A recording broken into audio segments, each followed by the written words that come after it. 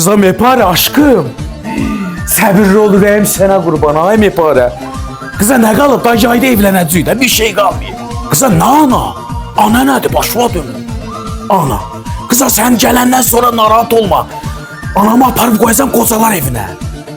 Kıza sənə mənim canım da qurban. Ana yeridi başına dönün sənin. Ona bax hələ. Evlənir, məni aparıb qocalar evinə atır. Əzrəsin zülümün çəkəndən məni deyə aparıb qocalar evinə atmaq istəyir. Gör indi səni mən başına oynatacağım. Kıza Mepare aşkım. Bir toy eləyəcəm, bütün milləti tökəcəm o toya. Ama bir dənə aşkı öp də sənə qurban olum. Oxay sənə qurban olum. Adam mən sərdən eşidirəm. Sən evlənirsən məni qocalar evinə qoymaq istəyirsən. Aynen açın dedim ben qurban olum. Bir dəfə mən eşitdim dedin səni aparıb qocalar evinə atacağım. Aynen ben yatmıştım başladım rahat dedim qurban olum. Qocalar evinə qocalar evinə atacağım. Allah sənə qurban olum.